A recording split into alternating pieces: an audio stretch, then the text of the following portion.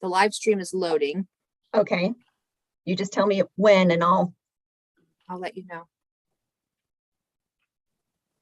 I think we should just get started. Hopefully Ian can connect with us soon. It says Keith has raised his hand. Keith Wooden, AHAC Vice Chair. Down there on the bottom.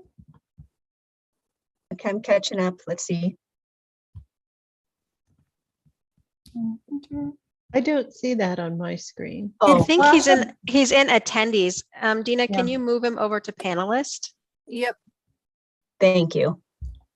And I just have, And can you move Barb over? Yep. Yeah.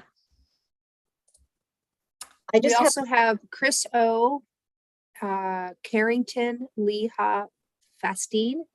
I would Thank you. move That's Brian way Rankin better. over, but Yeah.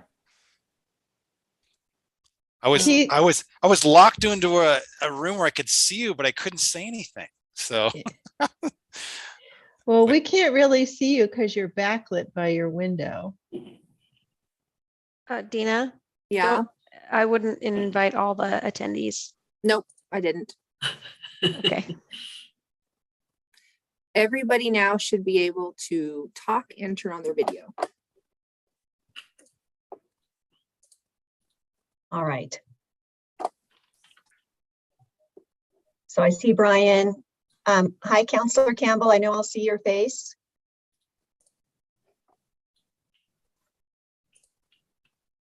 And you have- Hello. Happy to be here. Hi, everybody. Hi, good to see you. Well, let's go ahead and we'll start the meeting. Thank you all for your time. Good to see everybody. I'm getting used to having these meetings online, and I know someday we'll go back to live. But until then, thank you for your time and being so prompt, being online. As I mentioned earlier, Ian might be trying to join, so I expect him to join either via computer or via his phone. He was just having some camera difficulties. So let's start with roll call. I'm quite confident Dina's done roll call. There's Ian trying to log in. Are we good with roll call, Dina? Yes. Great. Great. Next on the agenda, public comment. So this is the time during the meeting. If there's anyone, any of the attendees that have any comments to share with us, we try to keep the comments at 3 minutes, and this is the time during the AHAC meeting for public comments. So I'm going to check on my attendee list and see if I see any raised hands, or if, Dina, if you're aware of any public comment that I should look for elsewhere. I will let you know. Great. Okay, I'm not seeing any hands raised for public comment, so I'm going to go to the next agenda. Thank you very much.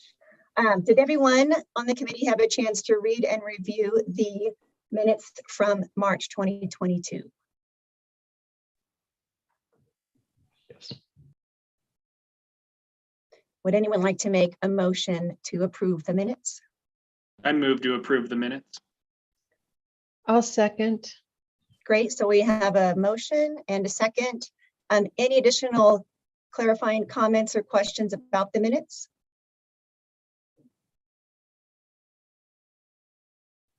All right, I'm going to try something different with a vote on the approval of minutes. It might save a little bit of time, but I think our meeting will be okay this week. But all in favor of the minutes, I'm not going to read each name. So I'm just going to look on the screen, and here I see something happening with Ian having difficulty. So we'll try to get his vote. So a raise of hands for approval. I see all hands raised that I can see. Oh, there's Ian. All right, so all hands raised. So minutes are approved. It is unanimous. Thank you very much. See, that was much faster. Thank you. Next on the agenda is the Sdc exemptions. But before we start that discussion, and Amy, before you take the floor, where did you go, Amy? Are you still with us? There you are. We'll do our declaration of a conflict of interest. So I'm going to do this a little differently too, and we'll see how I do. If anyone on the committee has an actual or a potential conflict of interest, go ahead and raise your hand. And then the people that raise their hands, they're the ones that will make their statement. I believe I do not need to go through the whole committee to do that. So I see Matt Martino's real hand raised. So Matt, go ahead and state. I have a potential conflict of interest where if a home buyer chooses to pursue financing to purchase the home and chooses me, I may be working with them. But as it stands currently, nothing is impacted by this request. Great. Thank you. I don't see any other hands raised for actual or potential conflict of interest on the committee. So there is one person and everyone else is claiming no conflict. So you can make that note for the minutes for next month. So Amy, I'll let you start and thank you for introducing the information and walking us through. You have the floor. Thank you. So we are looking at a system development charge exemption today. And for those folks that are new, the SDC is how we refer to it. And that just means system development charges. It's a one-time fee assessed on new development to cover the cost of existing and planned sewer, water, transportation, and parks. There are two parts of SDCs, the reimbursement and the improvement fee. AHAC became the approving body for these exemptions in 2017. Before that, it went to council. And this is our first request of 2022. You may recall last year that Habitat had an exemption for their 8 Watercress Way townhomes, and Veterans Village and St. Vincent de Paul were also given exemptions, but they didn't apply to what is called our cap, which is 75 units for parks. So we're only allowed in theory to approve 75 exemptions every year. And those didn't apply because they're homeless shelters. Sewer and water fees are based on a fee established for one residential unit, and the fee is called an EDU. Transportation is based on a trip rate, and parks is based on parks. And like I said, we have an agreement for 75 exemptions per year, but we're not really getting close right now. So this is a single family home from Habitat. Its address is 2248 Northeast Indigo Lane. And you can see the exceptions on the language that was set out by Rachel or Dina. Do you guys have that in front of you, or would you like me to go ahead and go through it? I have it in front of me, but if you'd like to just I state would the love to amounts. read it. Parks is for 7,661.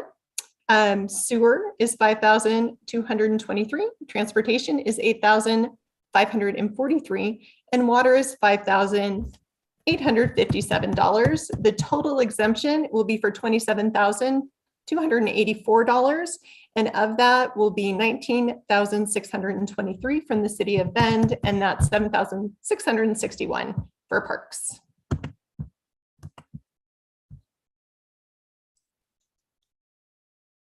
Thank you very much. Keith, did you have your hand up, or did I just see a shadow? Oh, no, I didn't, but I can, if you want me to read the motion, I can. Okay, and let me just clarify for the committee on that document that we received. There's 2 paragraphs, so we have to do 2 separate motions. One's requesting an exemption and one's a recommendation. So Keith, if you just do the first one and then we'll vote and then we'll do the second one. Absolutely. Okay, thanks, Keith. Cool. So I move to exempt Ben Rebin Habitat for Humanity from pending City of Bend system development charges of $19,623 and authorize staff to take all actions necessary to complete such exemptions, including signing loan agreements, related documents, without further approval. If exemptions are not exercised before any expected increase, the increase will be added to the total exemption. Is there a second? I can move to second. Ooh. Cool. We have 3 seconds, I think. The fourth, the fifth. Everyone and all at once. So we have a motion by Keith, the second by Kathy. I'm going to do any other additional discussion or questions about the Habitat exemptions. I don't see any hands.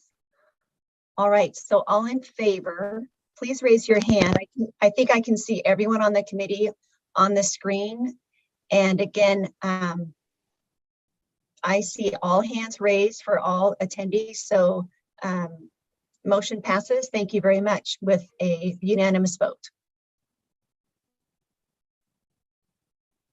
So would anyone like to propose or begin the motion for the second recommendation? I can jump in. Thank you, Matt.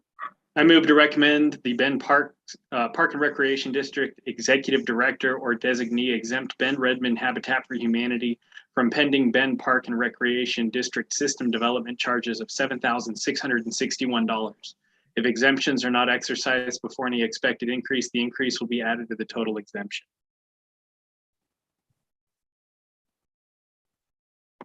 Ian, is that a second? Okay, so we have a motion and a second by Ian. Any questions or additional discussion on that motion? All right, I don't see any, so we'll put it out for a vote. All in favor of the recommendation, please raise your hand. Okay, I see all committee members with the hands raised as an approval, so it is unanimous. The recommendation motion passes. Thank you so much. Thanks for having that all ready for us, staff. Very, very helpful. Next on the agenda, a tax exemptions update. I was having a hard time saying that earlier. And I think, is Allison and Amy doing the presentation, Rachel? If whoever's ready, you have the floor. Thank you.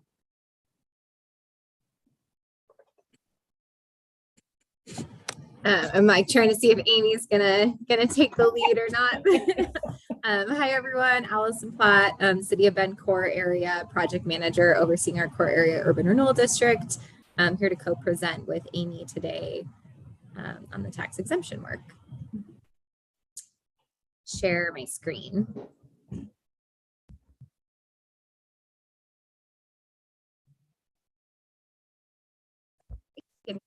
Okay. I can see everyone again. Okay. So wanted to kind of just provide an update to you all today. We have been working with Kathy has been serving on our work group and have been convening a work group over the last several months to kind of review this tax exemption program, and started out looking at 4 different tax exemption programs and have narrowed the list down to 2 that we're going to bring forward for council consideration. But there was another, the middle income exemption program we would still like to make forward progress on, but did find some issues with it, the way that it's currently written in state statute. So kind of want to go over where we're at with those 3 exemption programs and kind of the next steps. And then we are going to be bringing these forward to council on April 20th at their work session. And so if AHAC does have any specific program considerations or things that they want to weigh into council with, starting to kind of have that conversation with you all. I think AHAC is pretty familiar with this graphics. I don't know if we really need to dive into this, but I'll let Amy tell me what to do. I will say that the one piece of this slide that we really need to update is that median home price in the upper right-hand corner. Folks may have seen that in March, it was $739,000 was the median home price in Bend. And the rest of the information holds true, but that would be the big update that we need to make. So I think today's paper said it's 778. Oh, wow. So you know. Yeah. Going up daily. Yeah. I'm just going to jump in real quick. How often, because the median home price, they measure it every 30 days. Do you have to update that every 30 days, or is this just a form that's like 6 months shelf life? How often do you need to keep that updated? We, I believe we've been using this for the last year. I came on in July, and I think that's the last time we had updated that 650 number. But Rachel, I may be wrong.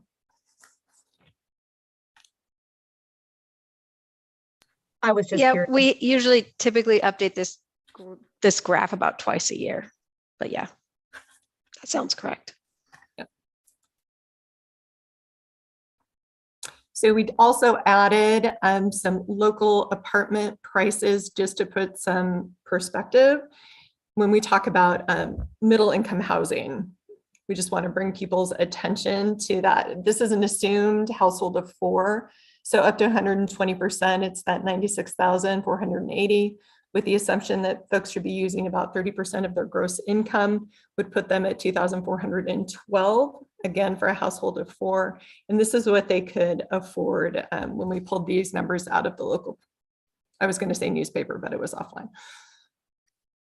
I think it's important to just keep in mind some of these are one bedroom studios that wouldn't accommodate a family of 4. So the, prices of units available on the market are not matching even middle income levels today.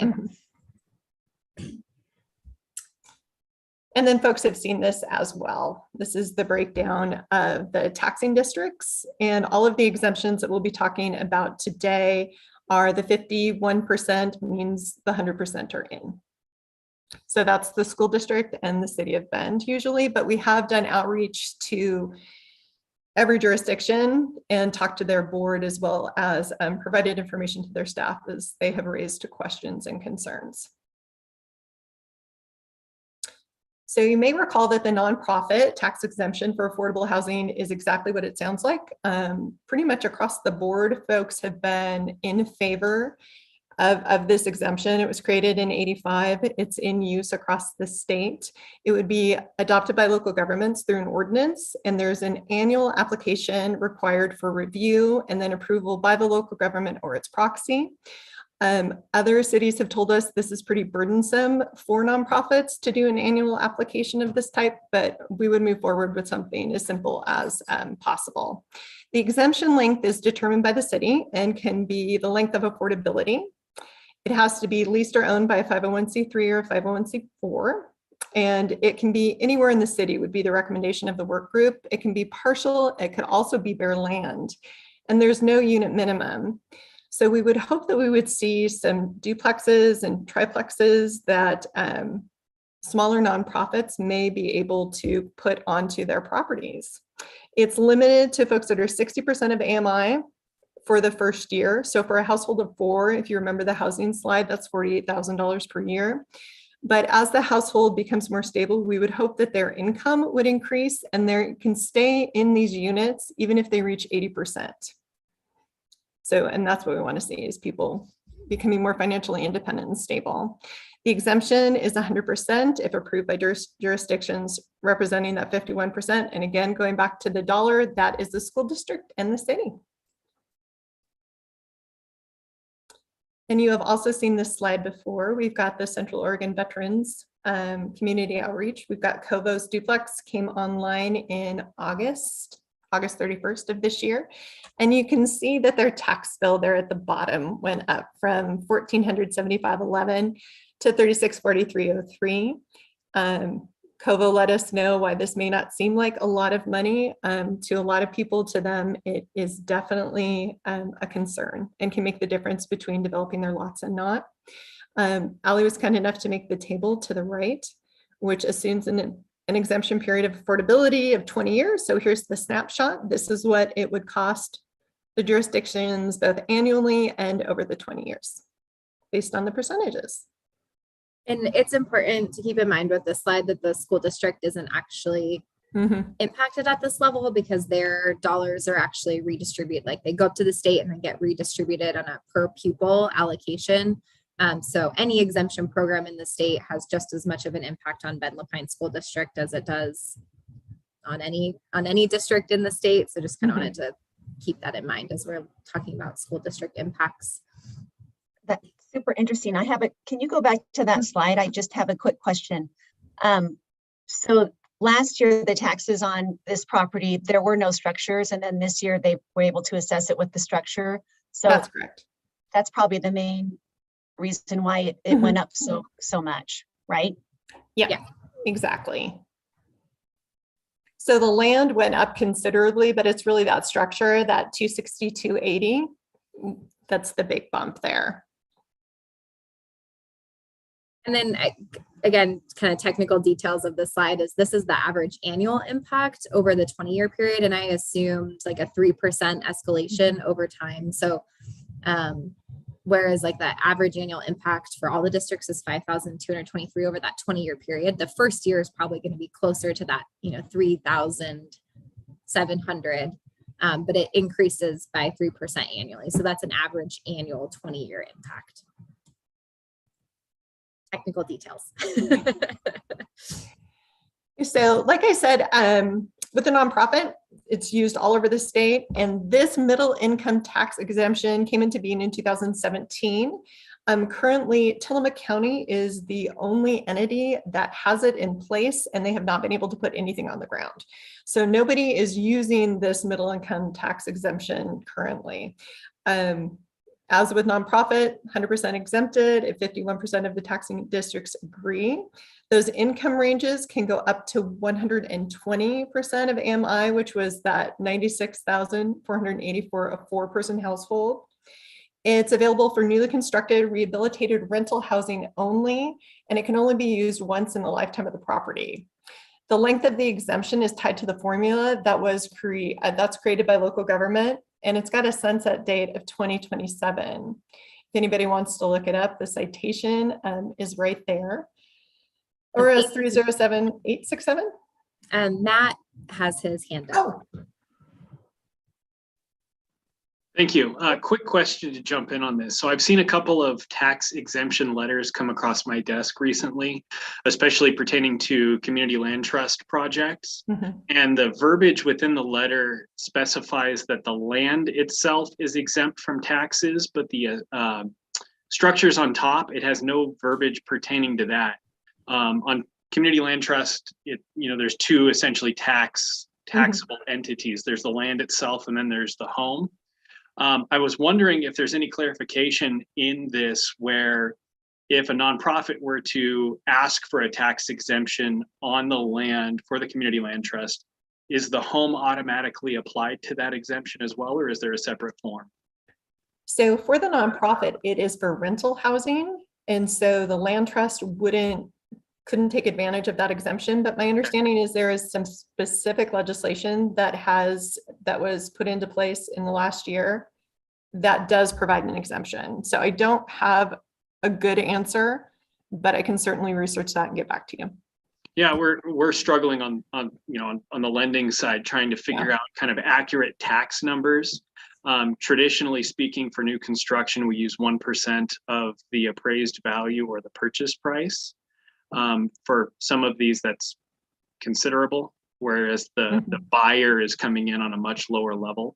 And having some sort of verbiage from anybody like, hey, here's kind of how we calculate that thing, does help the buyer out considerably when they're going to qualify. I've been kind of shooting from the hip blindly on trying to find some verbiage. I don't know if you could help me out on that one at all. But anyway, I just wanted to. My recollection is that legislation was outright, so there didn't need to be a city implemented process. Okay. And so we'll give an update on that state legislation for you, Matt. Thank you. Matt, I have been doing a lot of research into tax numbers, both between land and structure. So I'm happy to touch base with you after this to see if I can help kind of troubleshoot it all. And to kind of clarify, so this middle income exemption and the nonprofit exemption, so the nonprofit exemption technically could apply to CORE, who's a community land trust, but they already by state statute now qualify for that community land trust exemption. So which I guess, as you're saying, only applies to the land and not necessarily the structure, which our nonprofit exemption, it's hard to apply it to CORE's model because they have a home ownership model. And so it's just difficult to apply an exemption to homeownership on a land trust. And so we probably wouldn't see CORE take advantage of the nonprofit tax exemption program for us because it's a homeownership model. So we're still kind of working out the nuances from that. And we were under the assumption that they would be taken care of because of the land trust state statute. So it'd be good to kind of pick your brain and see how that's actually playing out and working. Yeah, I'm having active conversation right now regarding habitat scenarios. So we're kind of trying to figure out, we look at some things that, for instance, Housing Works has done, and how the buyers were qualified versus what their actual tax obligation is once the assessed value comes in. And we're trying to figure out how those numbers came to be so that we don't qualify buyers based on an inflated tax number. And I mean, if anybody can help out on some of that, just provide some documentation, that would be greatly appreciated. I had 4 underwriters in a conference today, and we were like, okay, how are we going to figure this thing out? Because the taxes that we're using are quite a bit more inflated. So where are we going to find something? And I was like, well, I have a meeting later. I'll ask about it. So, yeah. Kathy and Mandy. Yes, I looks- see. Looks Go like ahead, Mandy was Kathy, and first. Mandy. Okay, Mandy, you go first. That's how I have my screen. And then Kathy, you'll be after her. Thank you. Okay.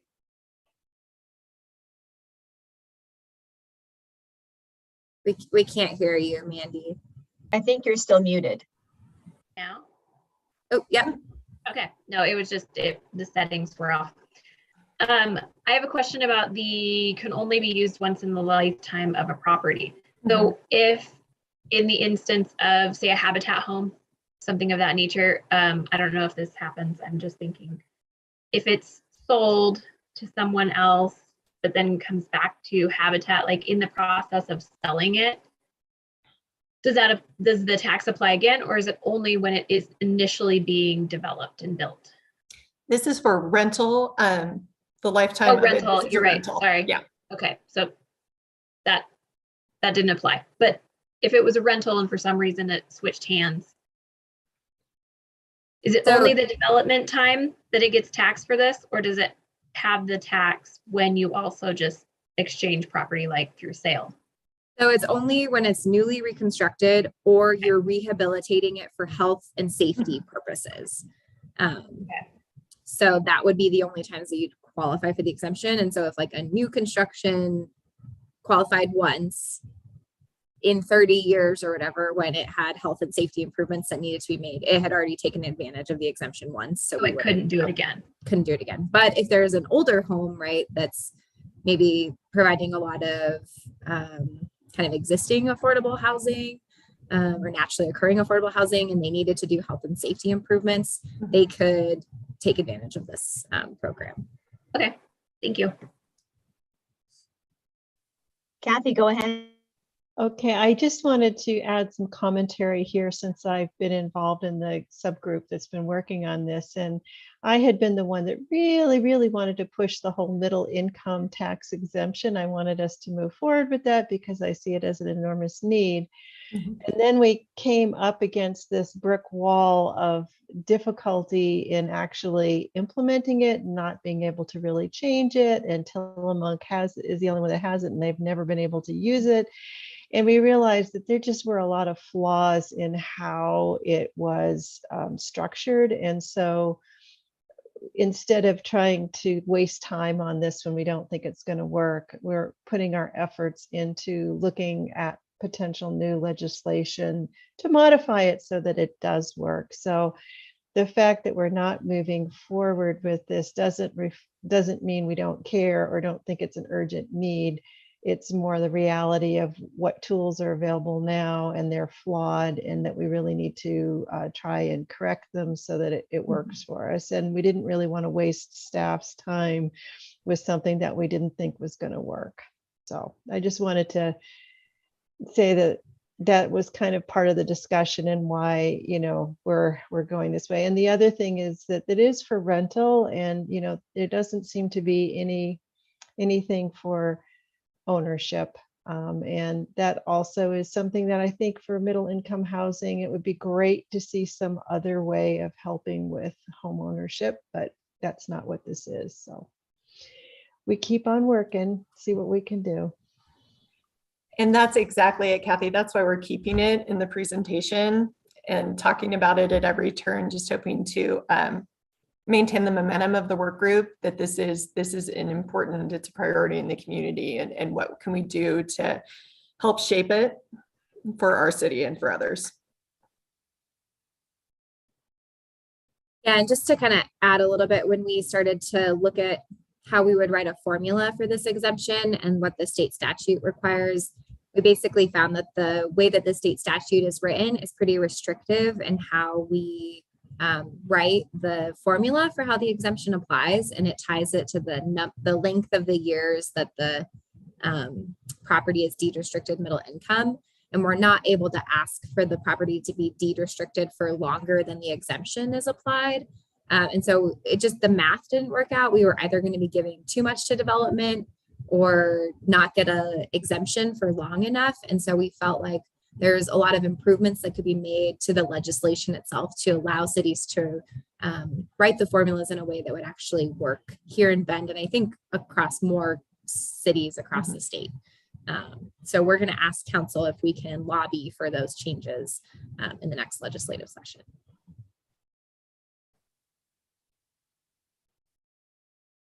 Any other questions on middle income before we move to the last exemption program? I don't see any hands, so go ahead, Allison. It's really good information. Thank you so much. Okay, so the last exemption program is the multiple unit property tax exemption program. This is probably the most complex one and really focused on kind of core and transit oriented areas. You might remember that we were kind of debating whether to pursue this program or the vertical housing development zone, and pretty soon into the work group decided that this program made a lot more sense because the city would have the ability to sort of ask more for developments that qualified for the exemption as far as writing our own public benefit requirements. And it doesn't require, with the vertical housing development zone, taxing districts can opt in and opt out. They all get the ability to opt in or opt out. And we didn't feel like we would get full opt-in necessarily from all of our taxing districts. Whereas this one, if 51% of the combined tax levy agree, then the exemption applies to all the taxing districts. So the kind of process for taxing district participation is a little bit more straightforward.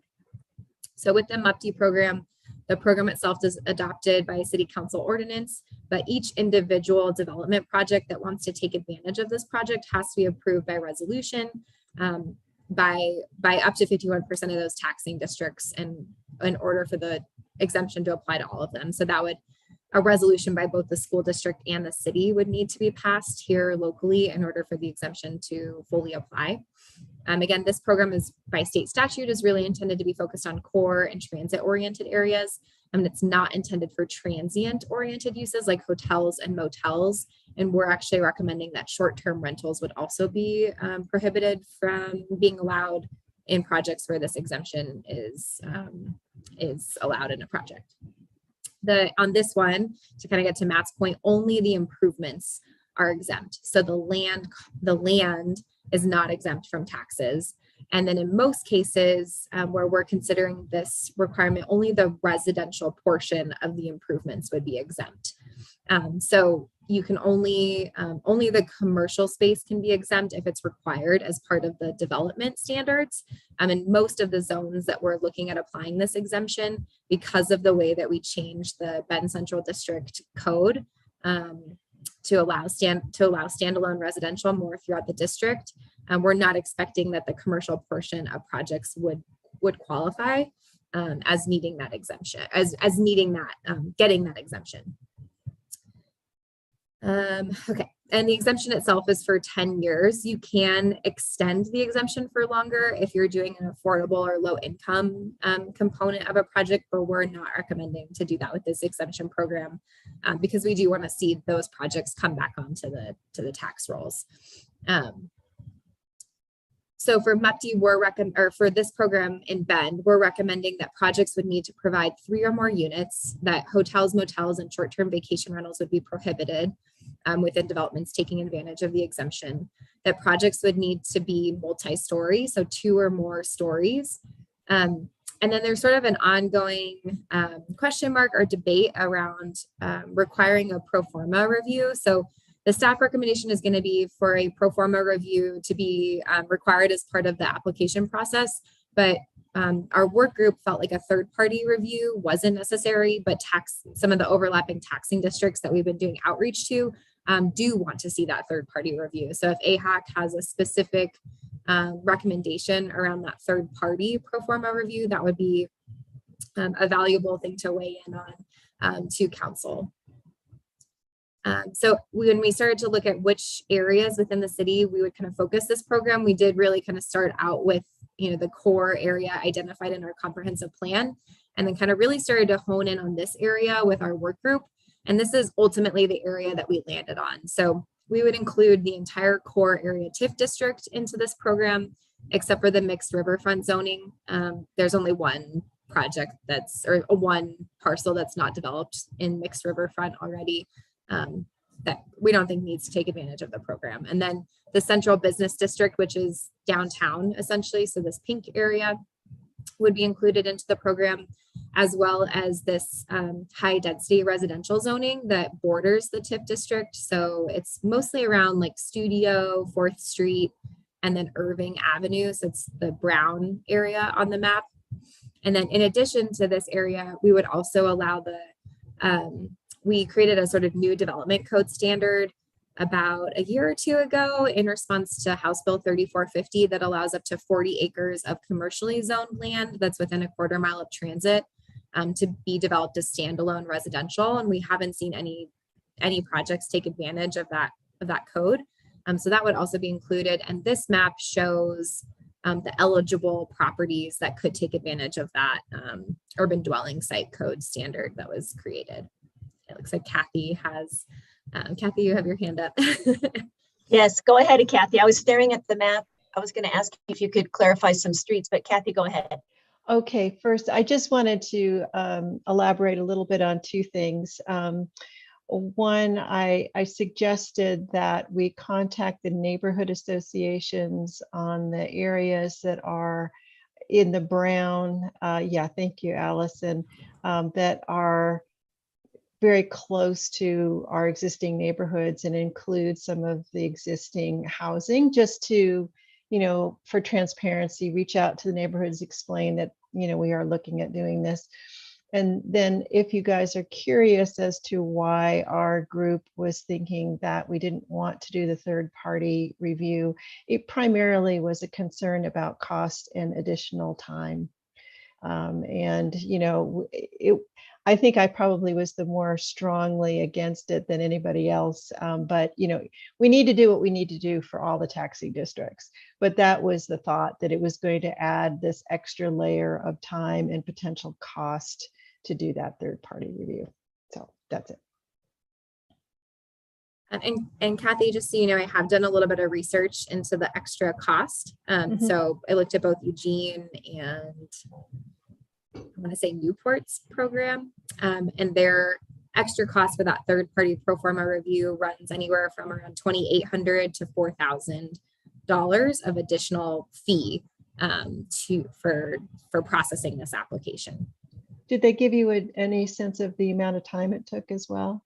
I haven't reached out and asked that yet, but I will before the council work session. It's just something to keep in mind since we're trying to get more affordable housing, so anyway, thank you. I will say though that typically with this application, we'll require the application to be submitted by December, and then staff will have until April to submit, which projects qualify for the exemption to the tax assessor's office in order for the exemption to then go on to the next tax bill.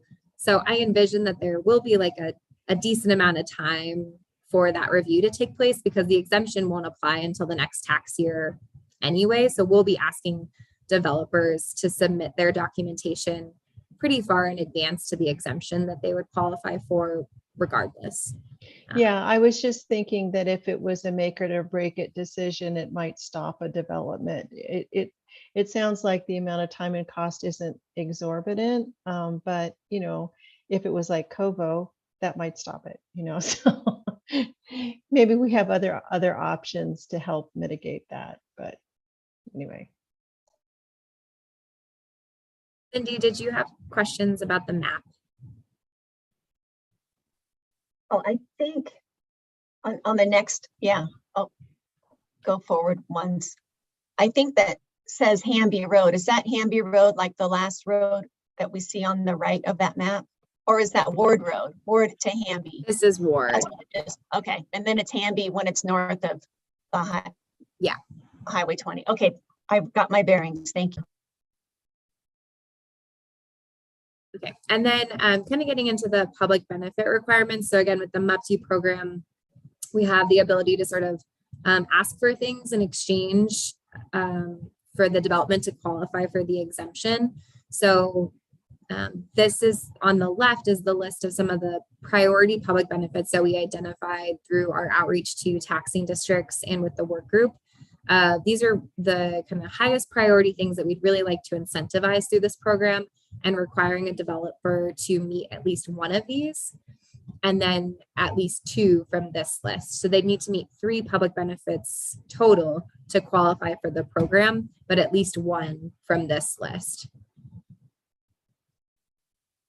And if they were using the 10% affordable or the 30% middle income, they would be deed restricting those for the length of the exemption, which would be 10 years.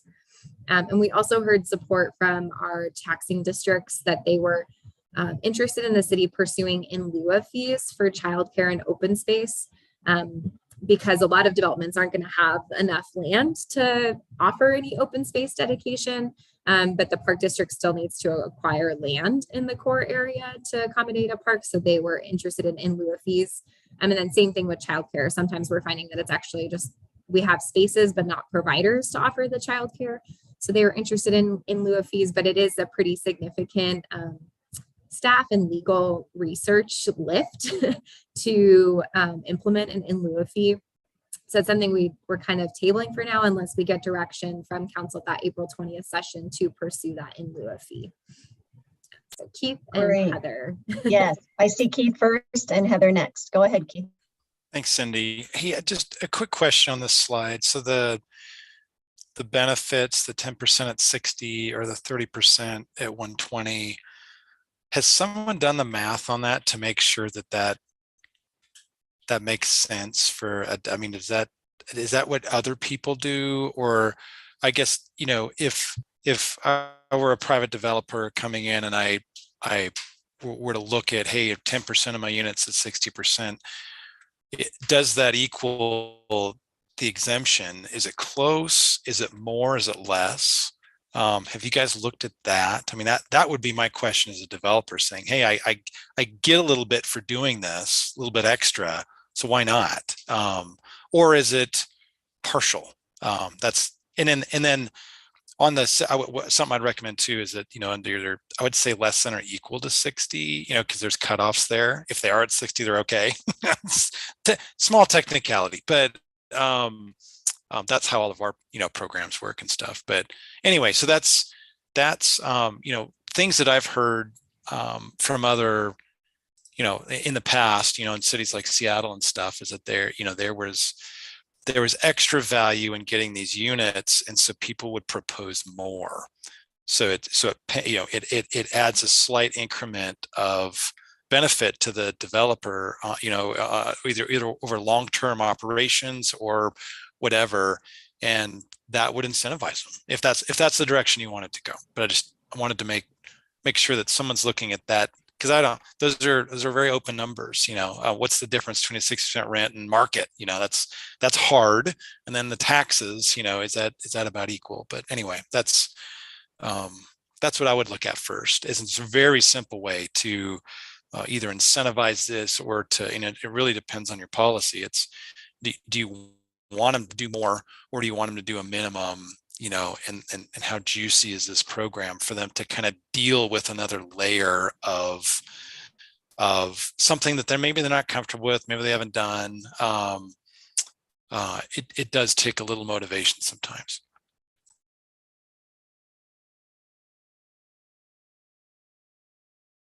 I can respond or wait. You want to hear Heather's question too and then respond to them both? Yeah, that sounds good. You have a better memory than I do. Okay, Heather, go ahead.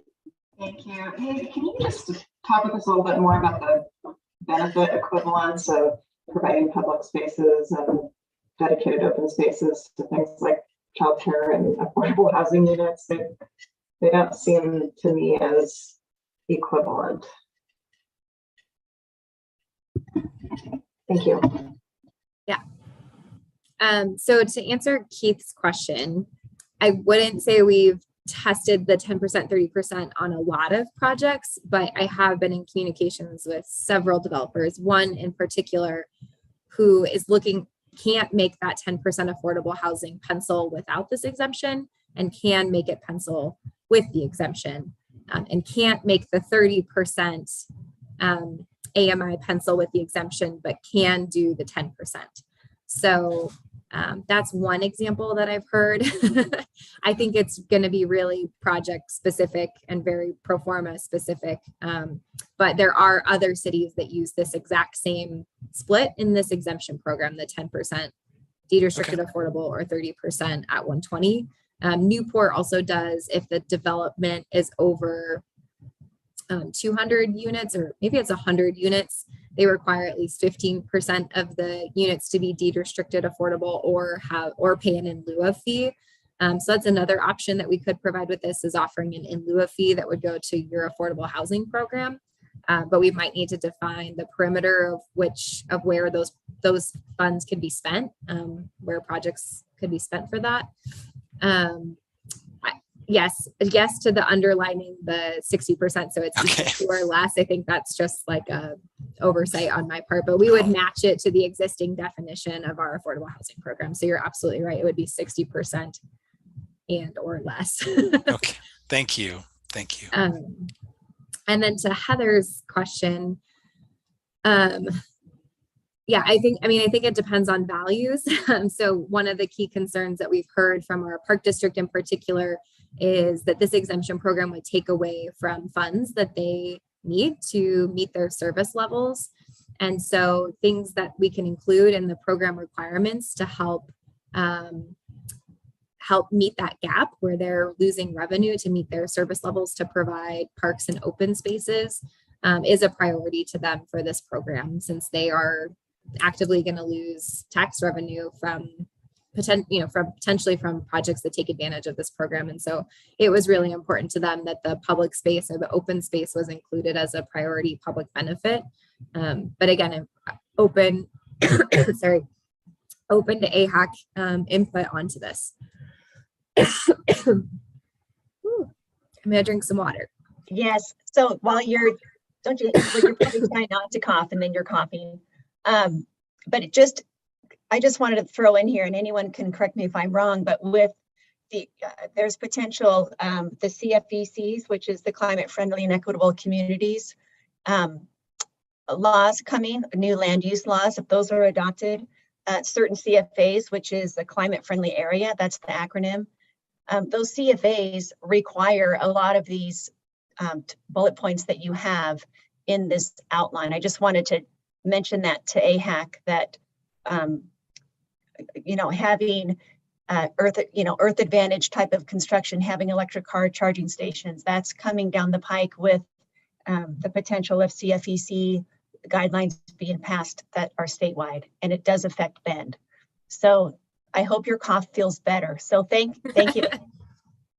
And Cindy, I'm not under the understanding that the climate friendly areas would require green building requirements, at least from the rules that I've read, but I can clarify that with Damien.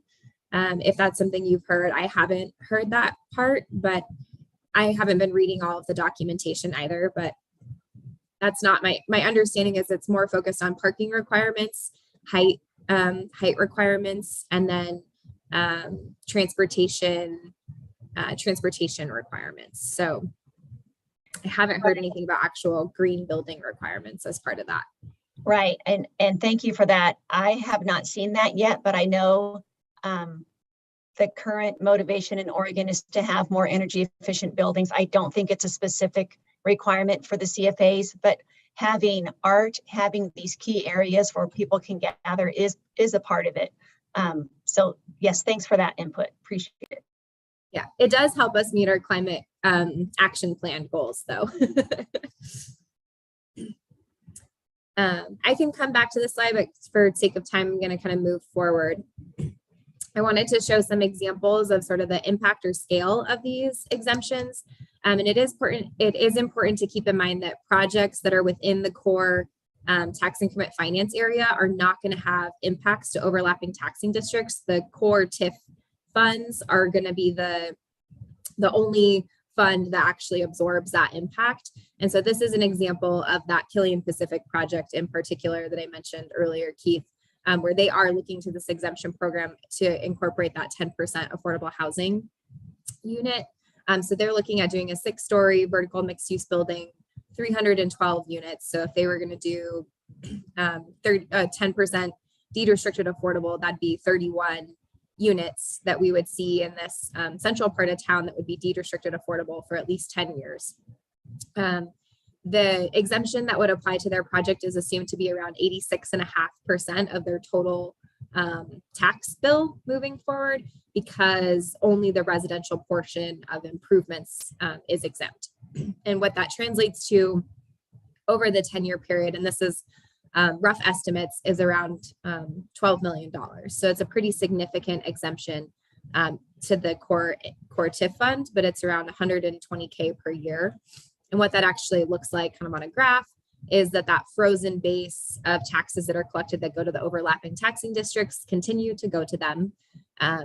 We still collect tax increment from this project more than we would have if the project doesn't move forward. But we are exempting a significant portion for that for those first 10 years of the development's in place. But after that, then we get the full tax base back to the TIF district. So in 2035, assuming this project is reassessed in 2024, by 2035, we would see the full tax base from this project come back to the core TIF. For a project that would fall outside the TIF district, so this is an example of sort of a smaller apartment development on a small lot that might take place on the 4th Street, high density residential zoned area. This is how it would impact our overlapping taxing districts. So this is a real project that took place on the west side over on Newport Avenue, but kind of wanted to showcase just what that could look like. So this is about a $10,000 annual exemption. It's just on the improvements, though it's a 100% exemption on the improvements, but not on the full project. The land value is not exempt. And you can see again that the school district is actually not impacted this much because they have a per pupil allocation. And what I've heard from Sharon Smith from the school district is typically every dollar that's exempted to their, on this number, it's actually 3% is kind of the impact that they see from that. So 3% of 43,000 over the 10-year period. And then lastly, we have talked about kind of ways to cap or monitor these programs moving forward so that we can sort of evaluate what are the impacts both to taxing districts and to the core area TIF fund or our other urban renewal funds for the nonprofit exemption. And so we would recommend that we do annual reporting on the number of units that are being created as part of these programs, and also the dollar amount of exemption that we're approving. We would do reviews of these programs every 3 years. For the nonprofit program, we're not recommending any termination or limitations other than the state statute expiration, which is set for 2027. And then for the MUPD program, we would require a mandatory review after every 500 units that are approved, and we would terminate the program in 8 years. So in 2030, even though the state statute doesn't expire until 2032. And that's really intended to limit impacts to the core TIF district. And I think we really want to see this tool being used to kind of get projects moving and get that development activity happening in the core, but we don't necessarily think that it's a long-term needed program at this time. I will add with the nonprofit, with that the statute expiring, they have been extending it consistently, so we don't think it'll expire in 2027, and the exemption would still continue. We just wouldn't take any new applications. Thanks, Sally.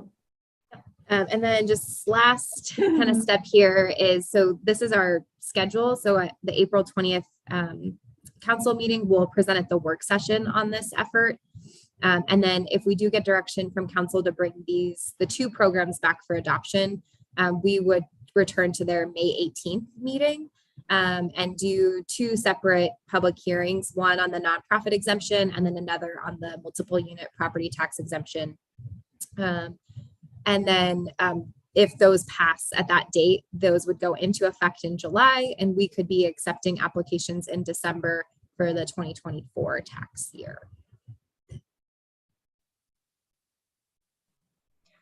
Allison, I have a quick question back on that slide with the public benefit and the bullet points. You had mentioned the REACH code and Earth Advantage for the public benefit, but not like LEED certified. Can you explain why that is not a part of that, or does it not fall into that correct category?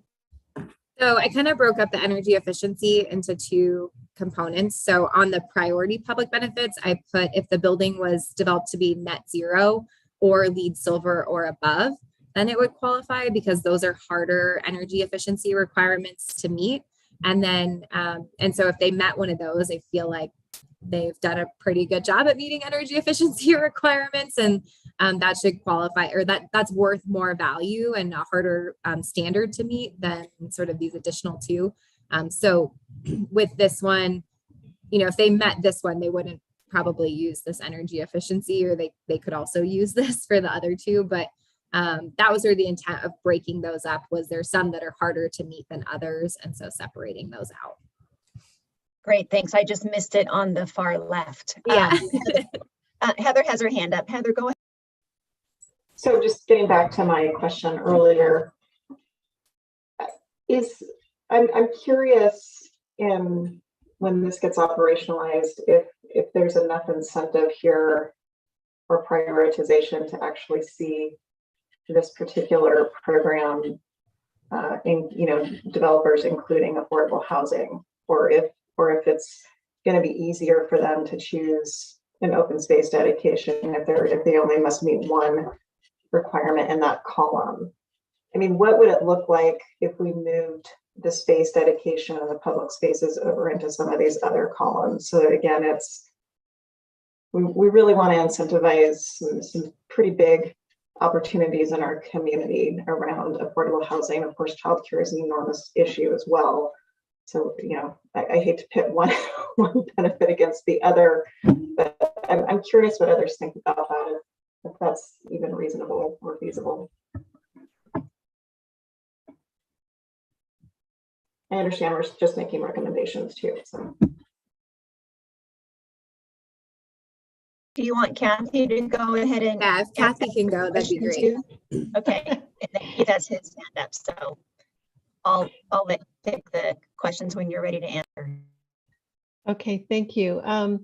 Well, I think part of it is, I think what we could do as we move forward and formalize this is give a value to the child care facility, like number of children served and a fee. Same thing with a percentage of open space dedication and or a fee, to make it sort of more clear as to what the value is of that.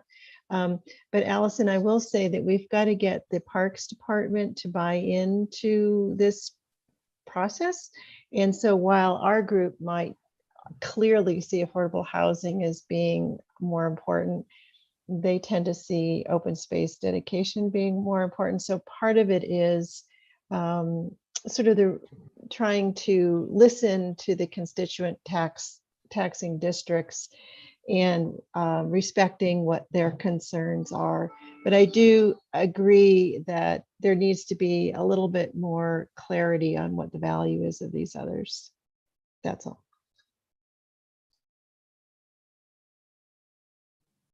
Go ahead, Keith. Thank you. And then, you know, to follow up on their comments,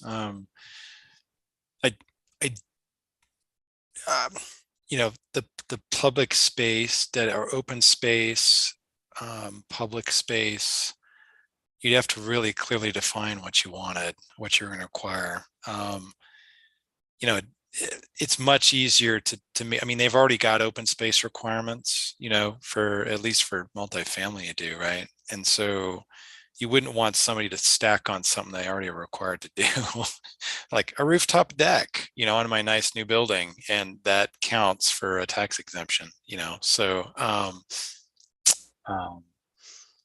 and then the other comment I wanted to make too, and I you know, to kind of support Heather's question is that, would even this whole thing is related to 51%, right? So the city and the schools get to kind of drive this if they want to, right? With respect to other taxing districts, but moving the open space and park space to the right makes a lot of sense to me. But that's just my opinion. And then the last thing would be the energy efficiency green building. Boy, if someone was going to do a net zero, they'd be spending a lot of money on that. So they definitely could do it. But, a LEED or Earth Advantage silver, LEED's not, Earth Advantage is very similar to LEED. It's just kind of less expensive. Those are not high bars to hit. I don't know if you want them in there. If you made it like a gold standard or even a platinum, I'm not too familiar with LEED, but I know Earth Advantage, most of our stuff hits platinum, and we don't have to do a ton of extra to get them. So I would kick it up a notch if you want to leave the building, the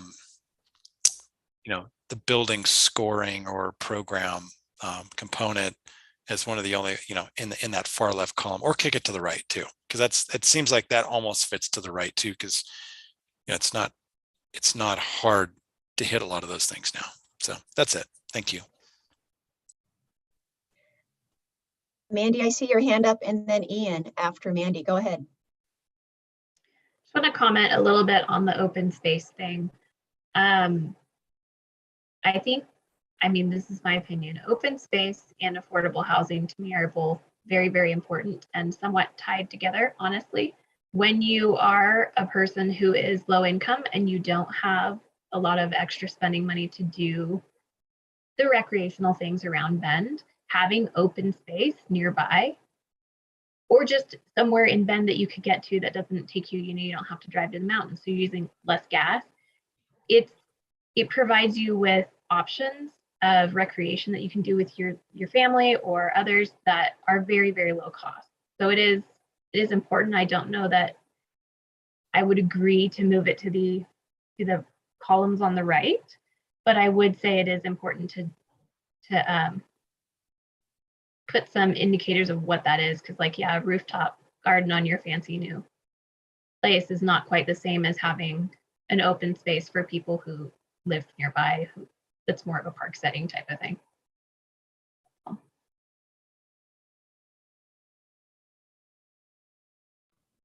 Thank you, Mandy. Go ahead, Ian. Thank you, Madam Chair. Actually, Mandy said most of what I was going to say, and so I'll echo that. Thank you for saying that eloquently. When I first moved to Bend, I had very little access to get up into the mountains or to get to a lot of the recreation areas that are, say, a 25-minute drive away. And so I personally have benefited greatly from Bend's open spaces and open areas.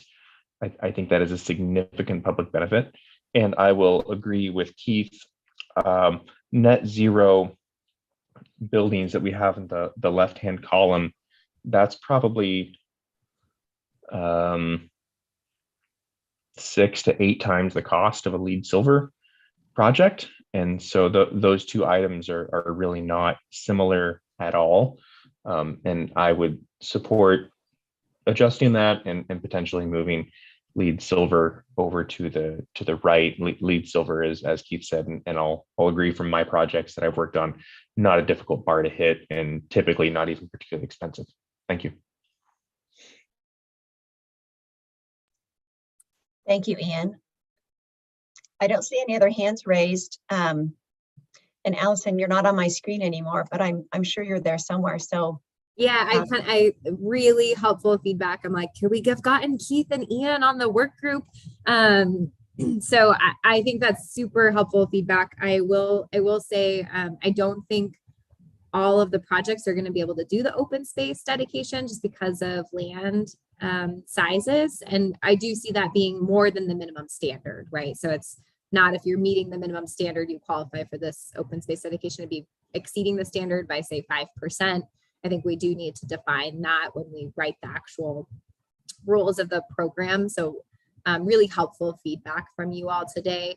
I also like the idea of moving LEED silver. And so I kind of wanted to ask a clarifying question of, Keith, does Earth Advantage have a platinum, or were you just specifically talking about LEED, platinum, or higher, and moving that over to the other list? Because I do agree that net zero is a much higher bar to meet. So maybe we keep that on the left side column and then add LEED over to the right side column. Yeah, that's great. And Earth Advantage does have a platinum. So Okay. it does They, as well. they have a platinum and it's not even the highest one. They also have a net zero level.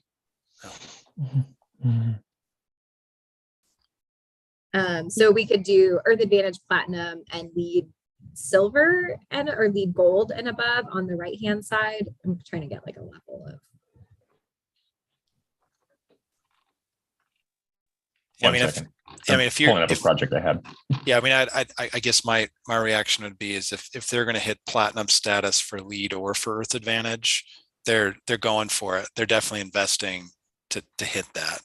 Whereas the silver kind of level, it's not as significant. So if you wanted to leave that, I mean, net zero, I don't, other than government, I don't know anybody who does net zero in big buildings. It's so expensive, right? So yeah, I would incent, if someone's willing to do a platinum level, I'd agree to keep it on the left. At least I'd support that. I don't know if Ian agrees or not, but I mean, you've got to meet a big checklist to hit that. I would say that on the left-hand side, I would want to see platinum or net zero, and all the programs, there's probably 4 programs that offer different kinds of certifications, but they're basically all the same in terms of what's required to hit each tier. And so I would say platinum or net zero should be on the left and everything else should be on the right. I would myself support not even the baseline, but maybe gold on the right-hand side. As Keith said, it is such a simple task to meet that low bar that basically what I advise clients is that what you're doing at that point is it's the same design and we're paying a certification fee. There's not a huge difference from most well-designed projects, but I'm confident Keith and I would be happy to sidebar with you, Allison, if that's useful at all. That'd be helpful. Thanks, Ian. I think your hand is still raised, so I just want to make sure you don't have anything else to add. And then I see Heather's hand up. Heather, go ahead. What is the difference between the public space and the open space? Yeah, so kind of similar, where we don't necessarily think that every development group is going to want to dedicate land to the park district or have the ability to dedicate a significant portion of area, but they could at least offer park or plaza spaces within their development that are technically privately owned, so they don't require the park district to maintain them, but requiring that they be publicly accessible, so they have some sort of public access with them. So that's sort of the caveat, is that it needs to be a publicly accessible space, but could be privately owned. Could we move those to sort of the same item? You do one or the other.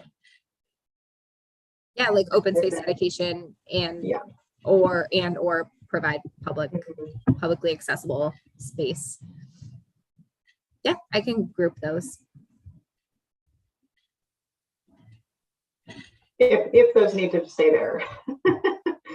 I prefer to see them to the right of the graph, but I know we have diverse views on the committee here.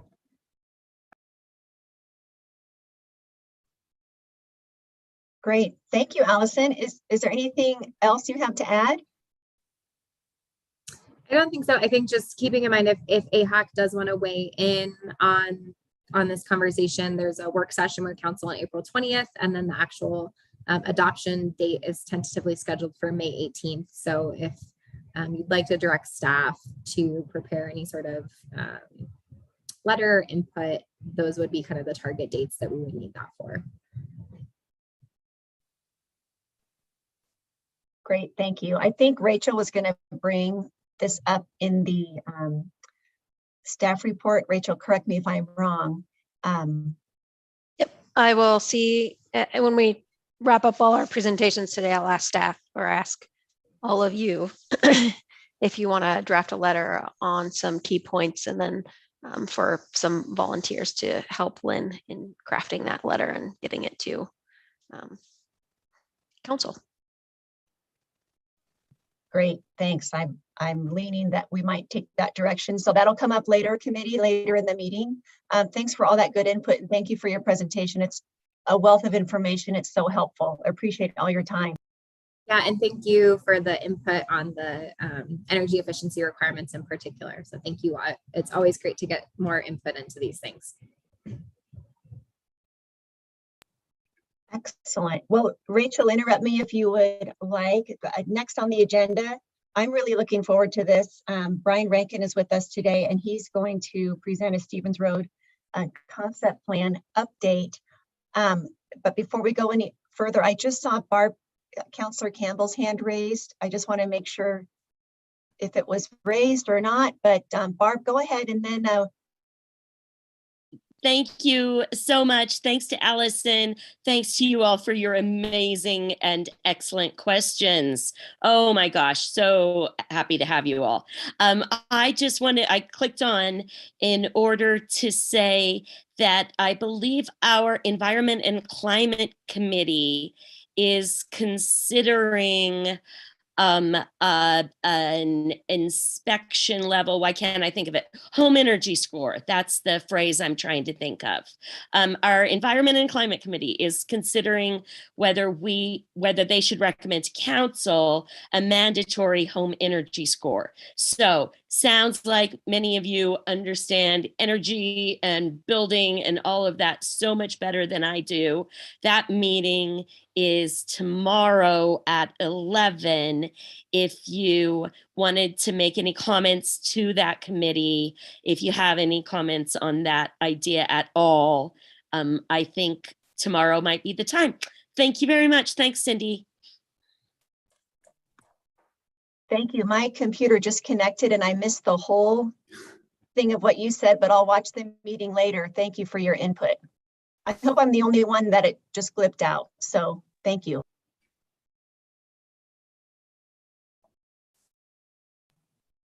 All right, Brian, are you ready? I'm looking forward to this. So please, you have the floor and I'm looking forward to your presentation. Thank you.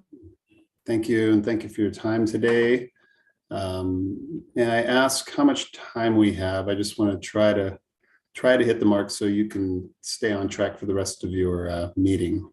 Brian, you still have 30 minutes, but that would include any questions. Okay, we'll get through this, and we can always go back and check out a slide and answer questions if we need to. Let me share the screen. I apologize. How many presentations can you watch virtually and not go crazy?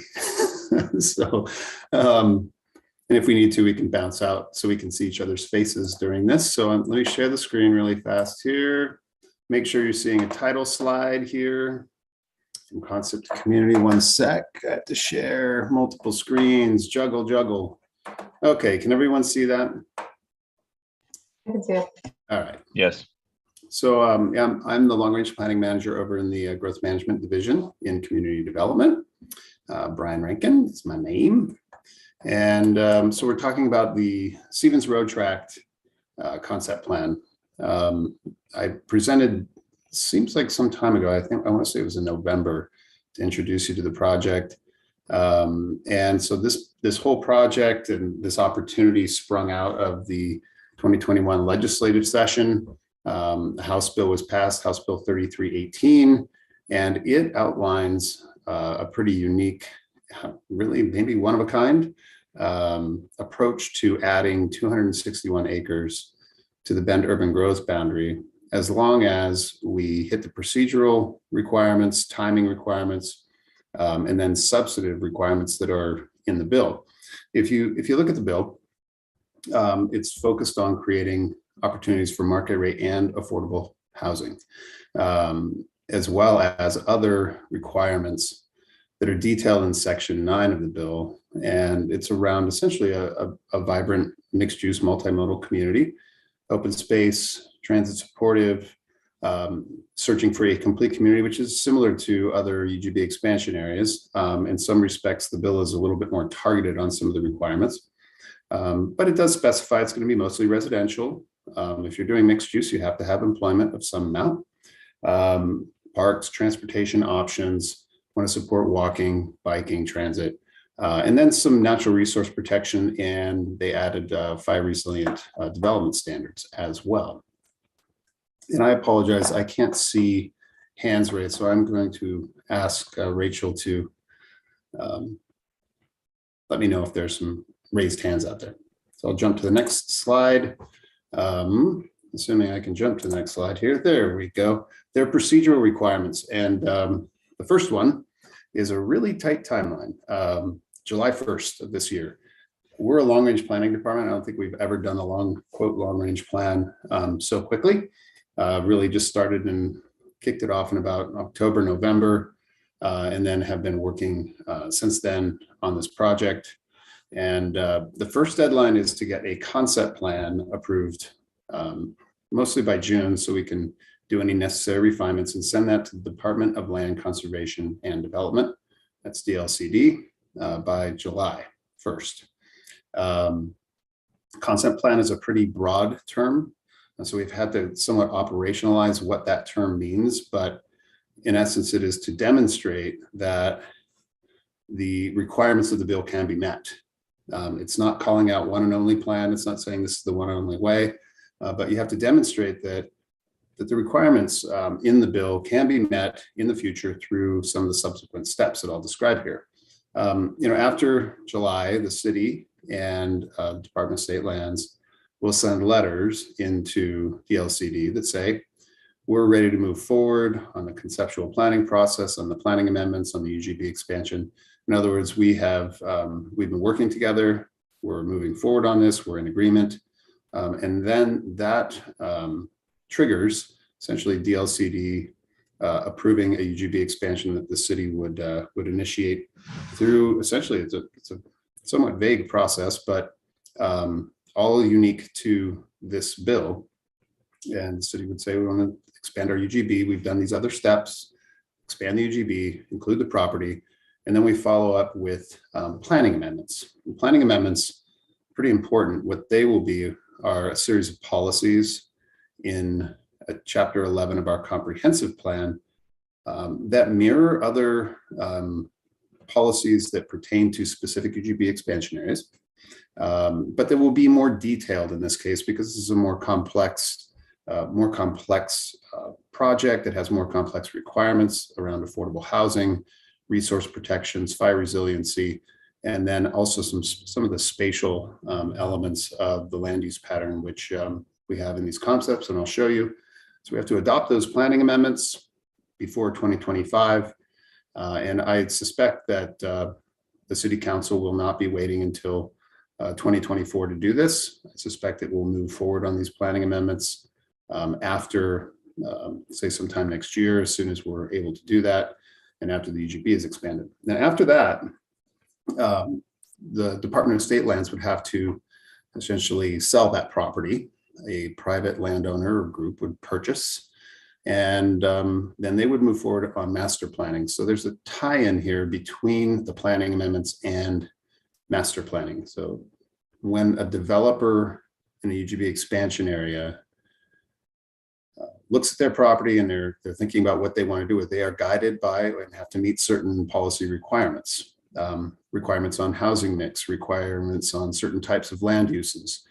So the way that these concepts eventually will become more of a reality in terms of guiding subsequent development will be at that planning amendment stage. So I'm going to continue on unless there are any questions. You're good so far, Brian. Thank you. Okay, that's good. I was intimidated listening to your discussion with Allison. She did a great job. I miss Allison working in growth management, but I'm glad that she's still working for the city. So there's some specifics on House Bill 3318 that pertain to housing. Pretty clear that most of the site is in residential uses. That across the market portions of of housing, that the market portions of the housing have to exceed our housing mix in a couple areas, particularly around middle housing and multifamily housing. So the current kind of policy split is 55% citywide. This is citywide, by the way, in our housing needs analysis, 55% single family detached and 45% in, say, middle housing types, as well as multifamily. So this site has to exceed those requirements. And also has to exceed a density of 9 units per gross acre.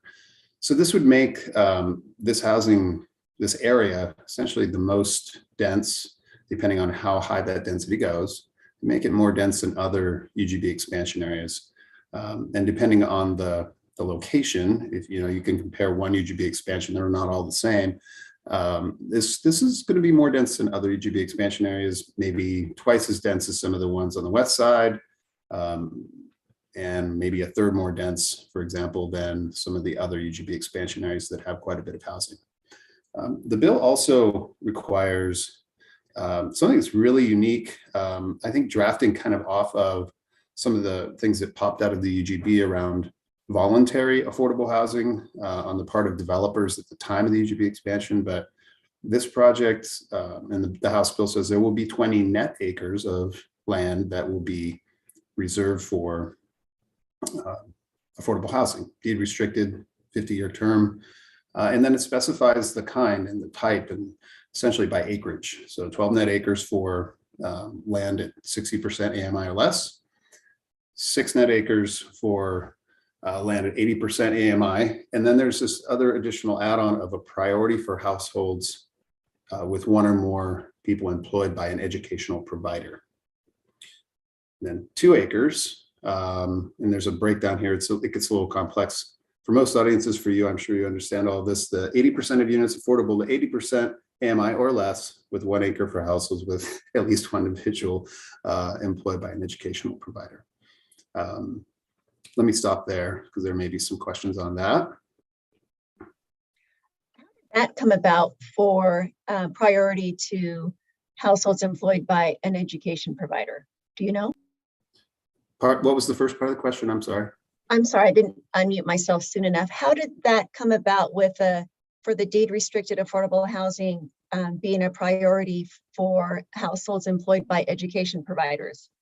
Well, to the extent practicable by law, then the actual details of that, in working with Lynn and working with Elizabeth, who's also on this call, is that, Lynn, Elizabeth, us, the project team, and we've reached out to members of, for example, Sharon Smith, who's worked for the school district, and other educational providers and other housing experts to ask what are the mechanics of this?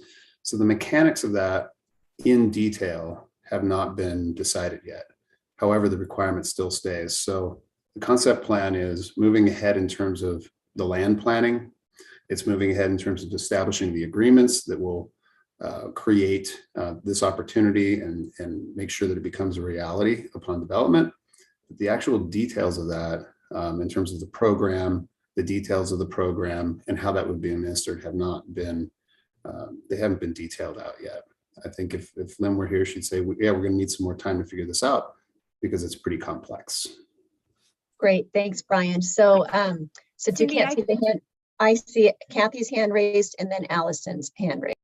And Cindy, I can jump in just quickly to add to what Brian said, is that this idea came about because the land is presently owned by the Department of State Lands and held for the benefit of the Common Schools Fund.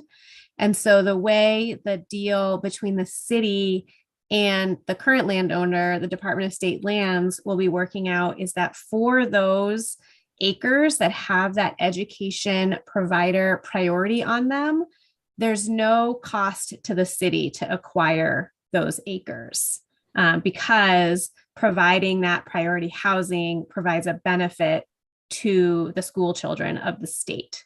So that is sort of the thinking behind adding that priority, is that as part of this deal, the city will acquire title to these acreages with those affordable housing restrictions on them, but will not have to pay the state to acquire title to those acreage that have that education provider priority on them. they receive a different benefit in that priority rather than the benefit of money for the land. So that's a little bit more of the background about why that kind of additional language is there. And would that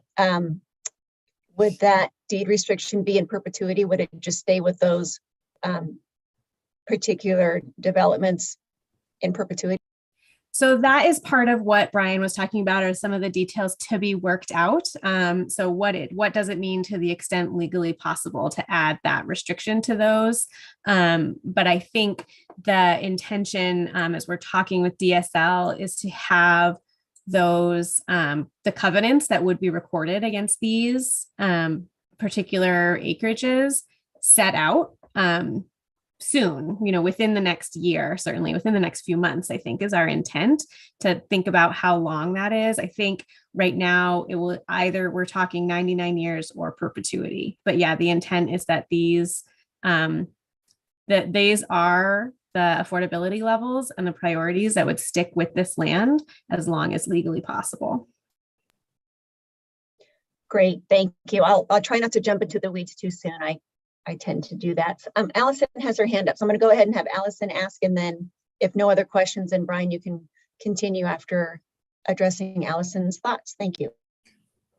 Thank you. I think I'm just a little bit confused on the quantity of acreage and what net acres means and what 1 acre for households with at least one individual employed.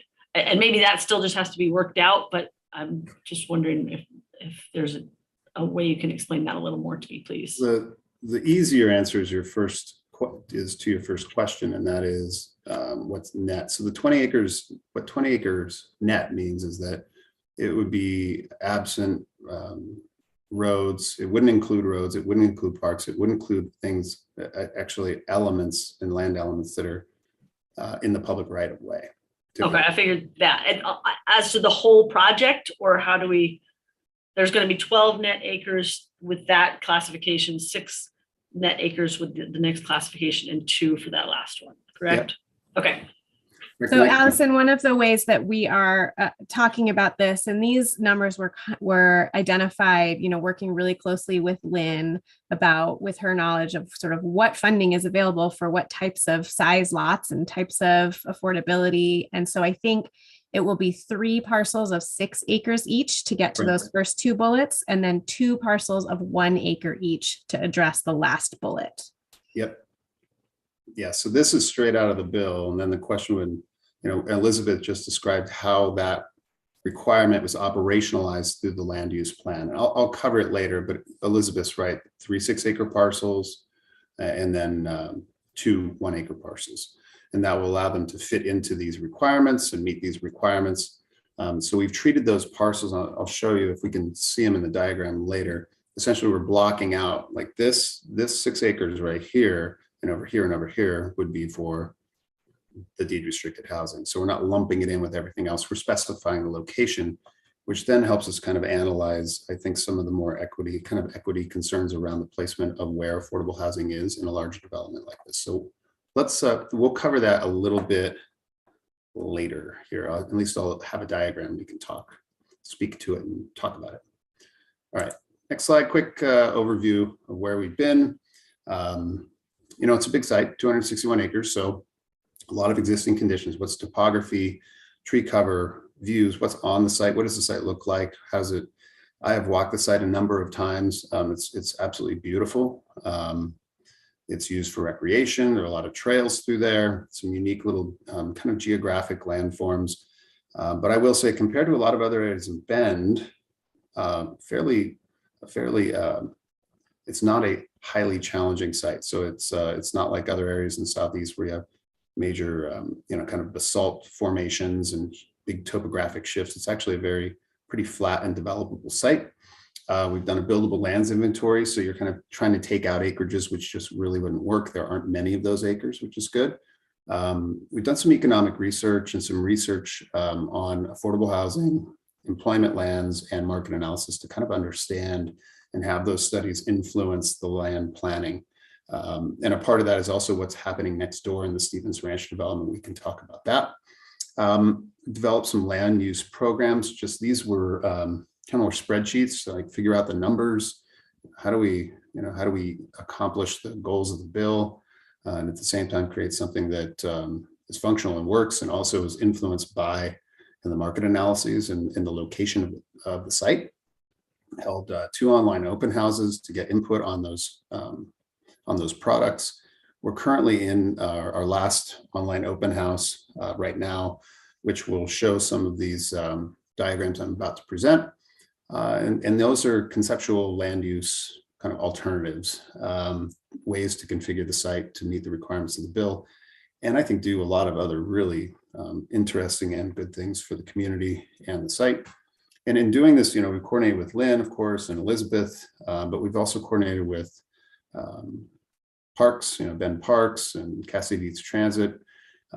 Spoke with the school district about do I have need for a school, but they have a school site next door, so they're not asking for an additional school site. And then later we'll be coordinating with ODOT and the county on transportation when I get that information to layer that in. Of course, Avion, because they provide water there, and then coordination between our various departments so we can figure out how to serve the site with infrastructure. So let's jump to the cool diagrams.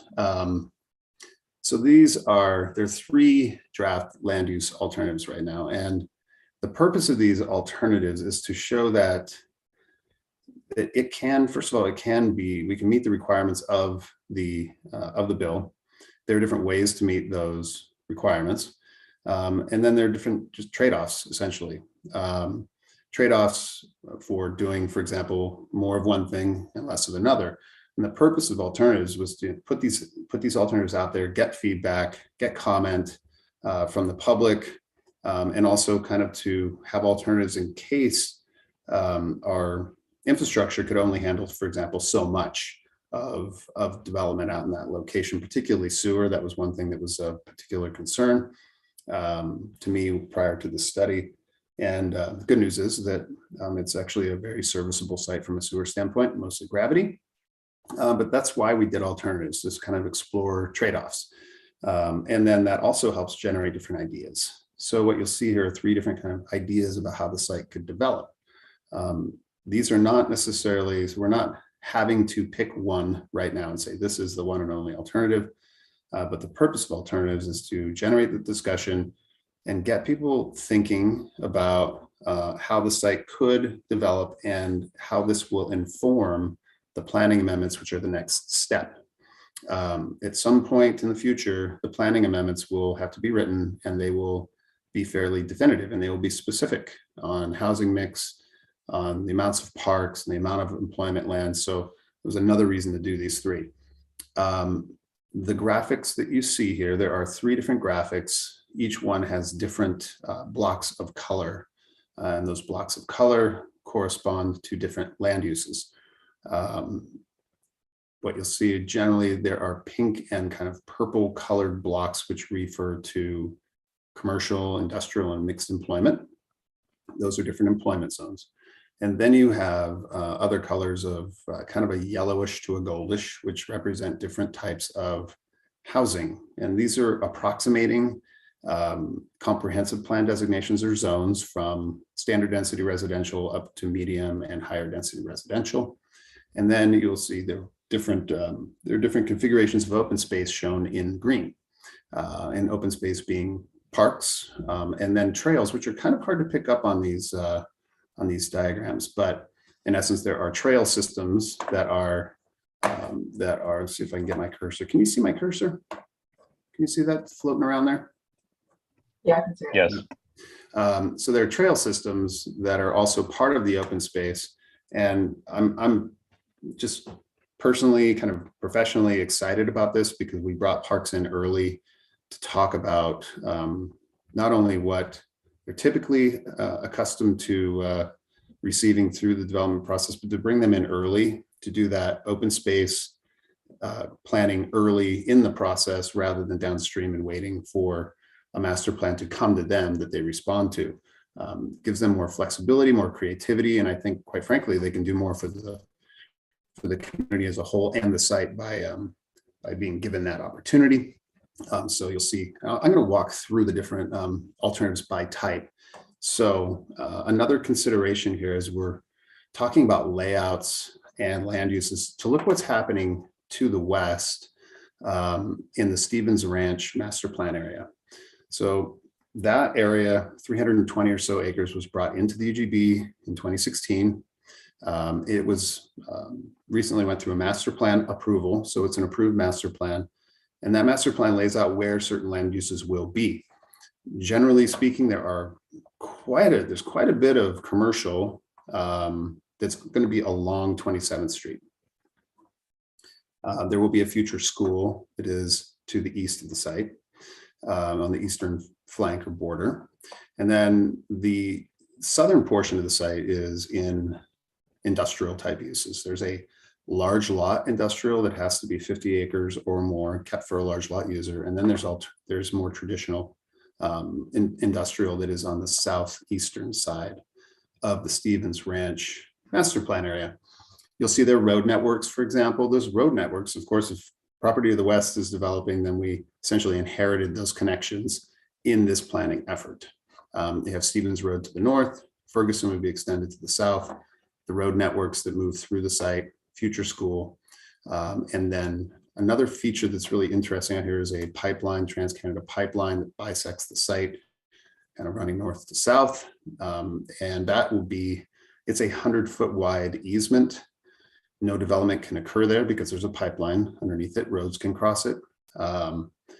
But it's essentially got a large swath of open space with a pipeline that's buried underneath. So if you were to walk out there, you'll notice juniper trees and occasional ponderosa, kind of a desert, a desert scape and native grasses and native shrubs that are growing within that area.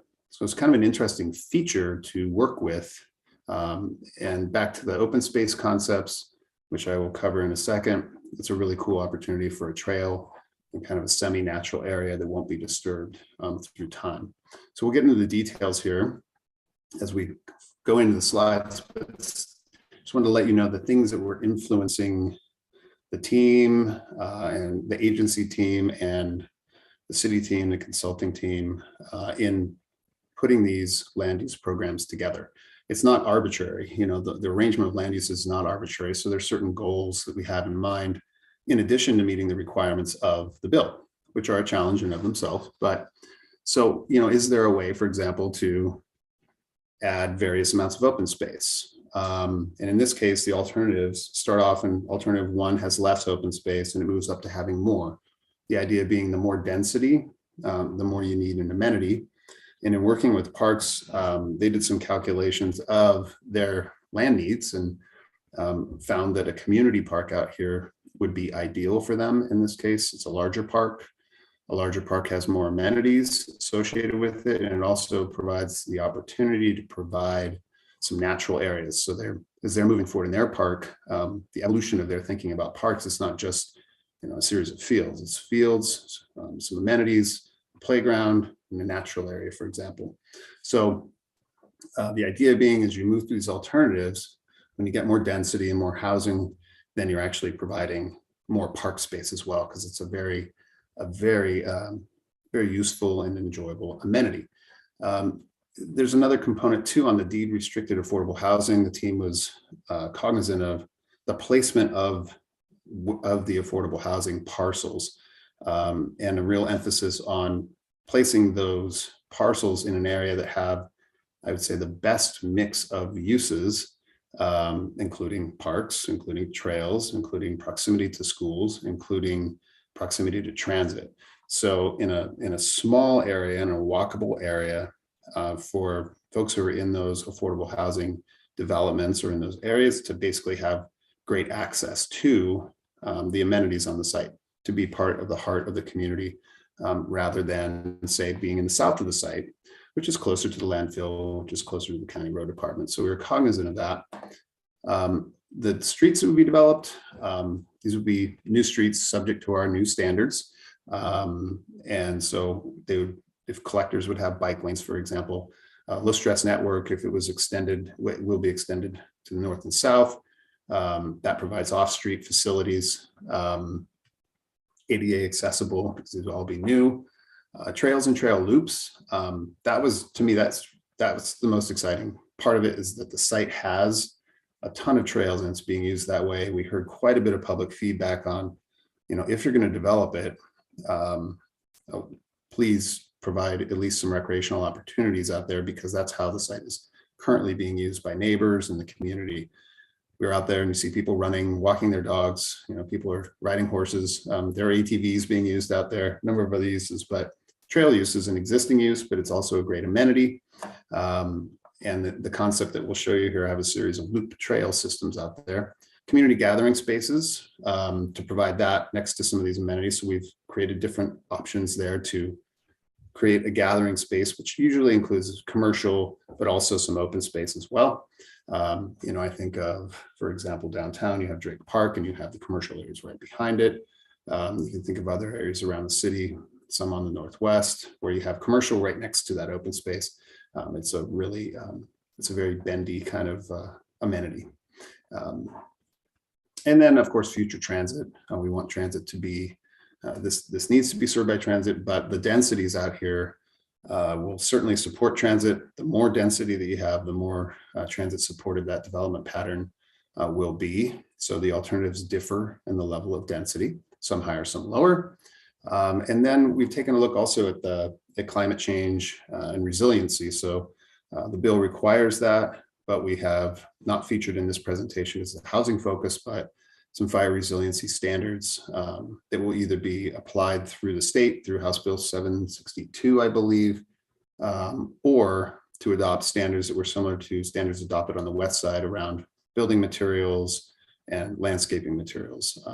So those are things that influence the team in creating these options. So start with open space, 3 different alternatives. Alternative 1 all the way up to 3. As I said before, and I'll just describe this generally, alternative 1 is lower density. Alternative 3 is the higher density alternative. Alternative 3 has the greatest amount of housing mix, the most missing middle housing, the most multifamily housing. And that comes at the expense of a couple things, particularly employment land. Alternative 1 has more employment land, less housing, and less open space. So you can see the trade-offs going on there. Another feature here is a trail system that's hard to pick up, but part of these open spaces would be a series of trails. So you'd have parks that show up, but then if you can imagine a loop trail system, one on the pipeline, an off-street trail that would go around the site here, a trail that would go through the site, north and south, and a trail, off-street trail that would go east-west. So you have the ability to kind of loop. You can do a long loop, short loop, work your way through this on off-site trails. That idea continues through the alternatives. The big difference here is that alternative 1 has 2 smaller parks, alternative 2, a larger central park, alternative 3, an even larger central park in the heart of the development. That park is also next to a future school site. So parks, schools, and then you'll see where the commercial areas later on. So let me stop there and see if there are any questions. Keep going. I don't see any hands raised. So. All right. I'm flying blind here, so I'll just keep asking. I'm here to help. Yeah, keep going. You're good. Feel free to interrupt too. As I said, we're using it's a fixed space, right? And so when you have more of one thing, you have less of the other. Alternative 1 is more employment land heavy. Overall, the team, the market analysis, and the location suggests that this is not an ideal place for large scale employment, either retail or industrial. One big reason for that is right next door, you have quite a bit. I think it's over 70 or 80 acres of industrial land right next door. And then you have large format retail on 27. It's a much better place for retail, quite frankly. You have higher volumes of traffic. People are coming and going on Knott Road and 27th, and also at Reed Market and Stevens. And so all those things kind of came together to suggest that, this is primarily a residential development, but there are still opportunities and a benefit by having some employment land out there. So around close to 30 acres of employment lands in alternative one, down to about, well, plus or minus, you're looking at about 12 acres of employment land on alternative three.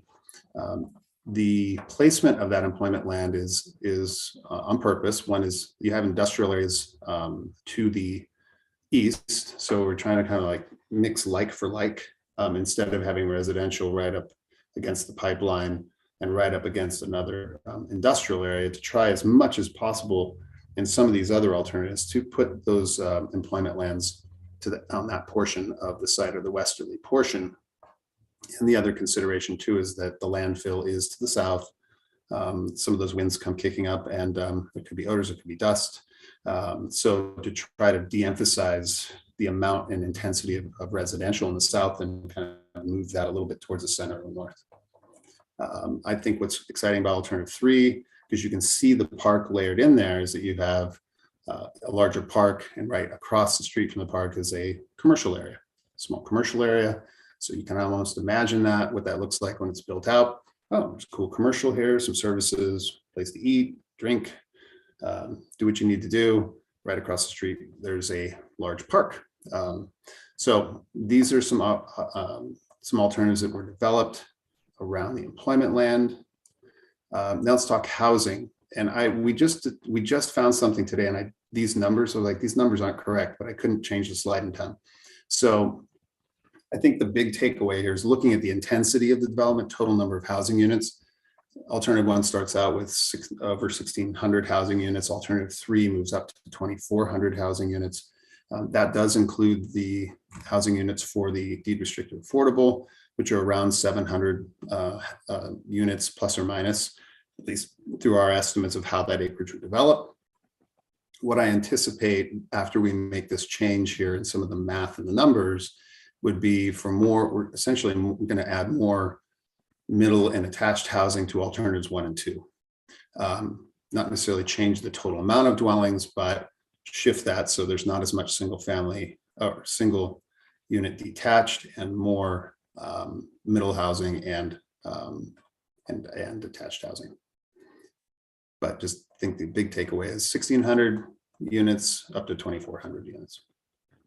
And then I think we already spoke about this. Essentially, that 20 net acres becomes 3 6-acre parcels. I think Lynn had mentioned that these would work with the 4% tax credit program, one for income averaging, and then those 2 1-acre parcels for ownership product.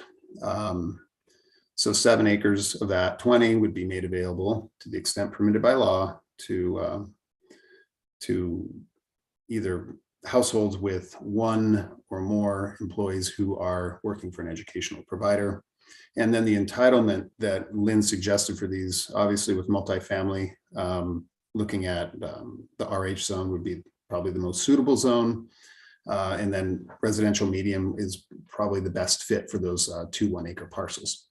And then the approach here, and this is a city and DSL will enter into an intergovernmental agreement for the sale and transfer of that 20 acres for the appraised value of $35,000 per acre for the lands that we would pay for. So that would exclude the educational provider housing, but that's a pretty good price point for an acre of land. And let's continue on now, talk about how it all comes together.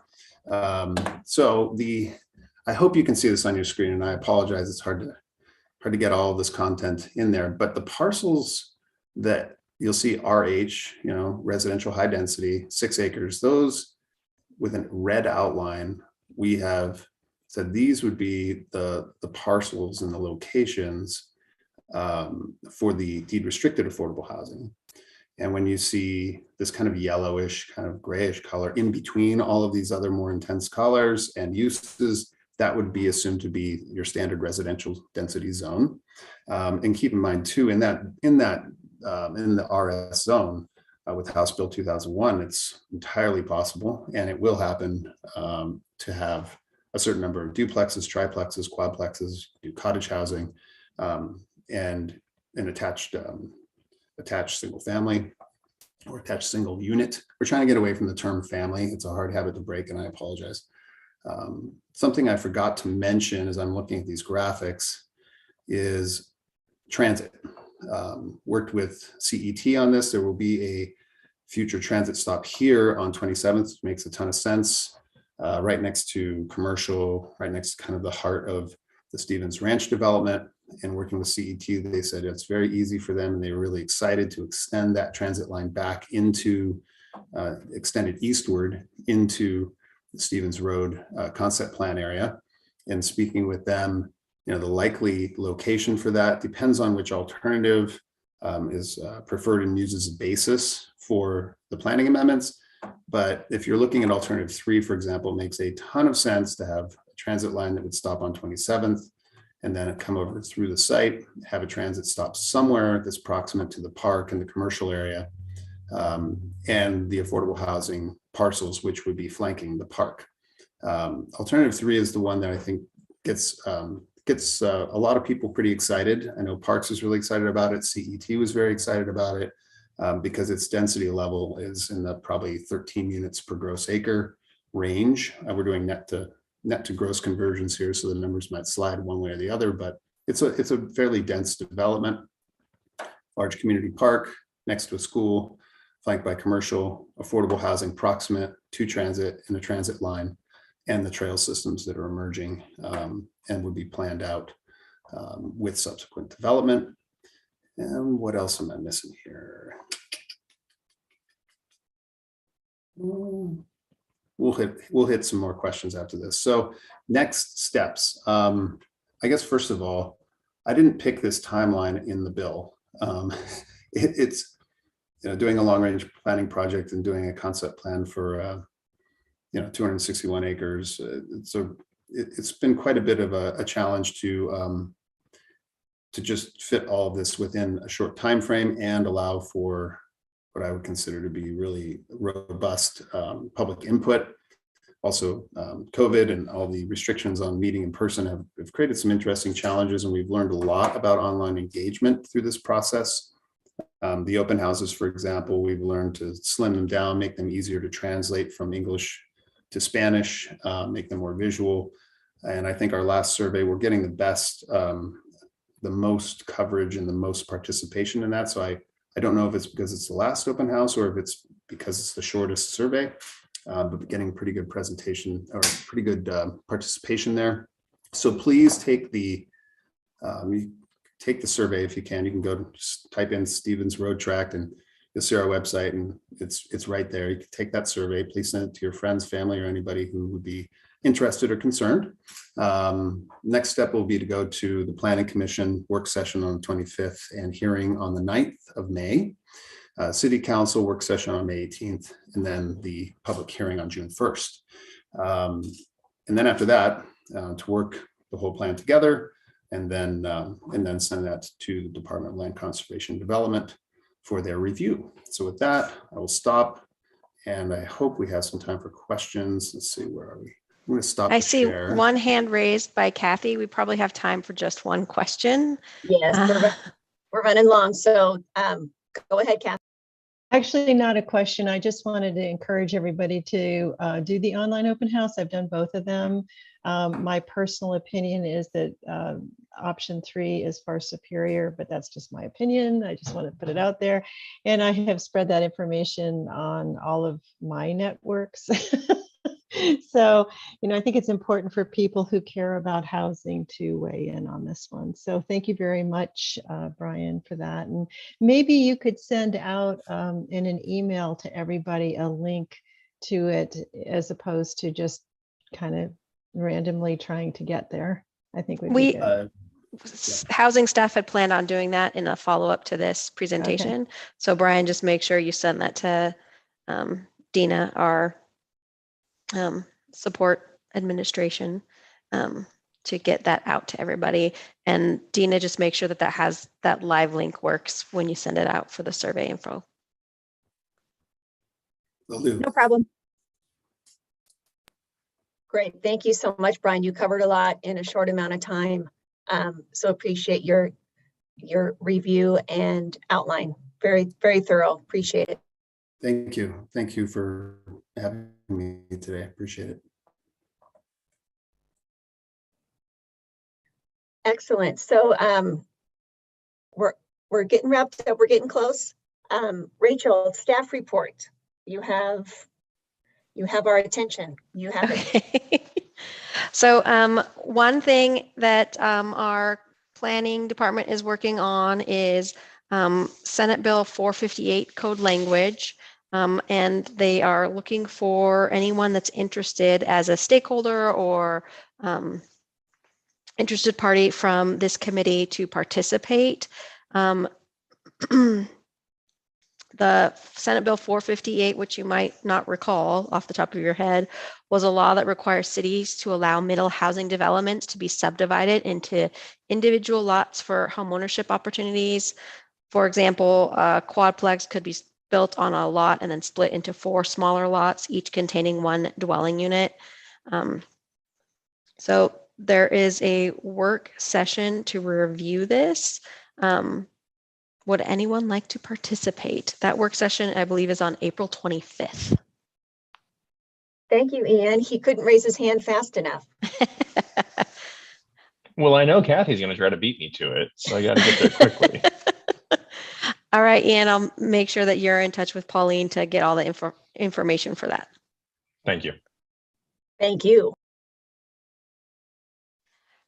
And then was the committee as a whole interested in drafting a property tax exemption letter with regards to supporting those, or I didn't get a general feel for how the committee feels about moving forward with the 2 property tax exemption ideas that are moving forward in the near future. So Kathy has a real thumbs up. I think, and so does Ian. So maybe just like are we thinking a recap letter from AHAC just to send to them in support of those 2 options that they reviewed with us? That sound good?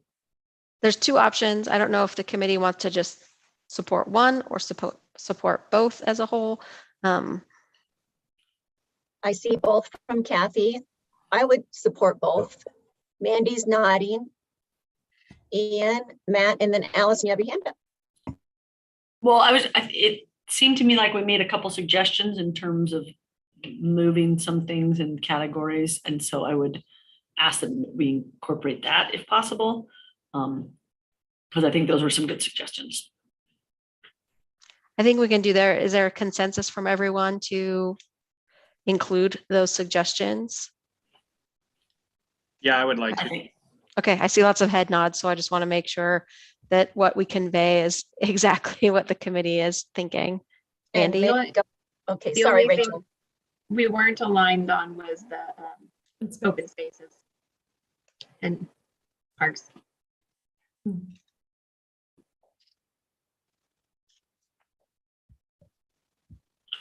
So maybe we draft that, and can we take a look? I don't know if we can wait till the next meeting. We can't actually, but maybe we take a look via email, or does that work?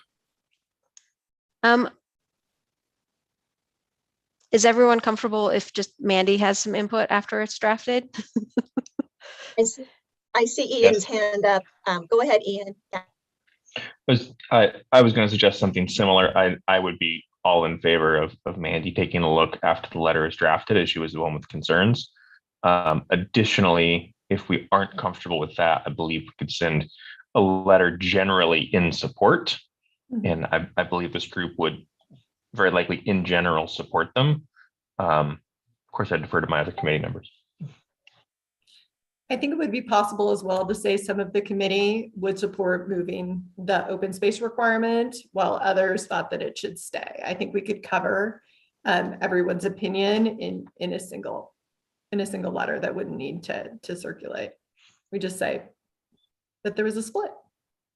Yeah, I mean, I'm not sure we're that far apart. I mean, I think we all, at least those who were speaking today, recognize the importance of parks and open spaces. With me, it's a question of when you're prioritizing the size of the issues and how they impact our community as it relates to what's presented in that left-hand side block as the priority issues. I would suggest that the council consider that.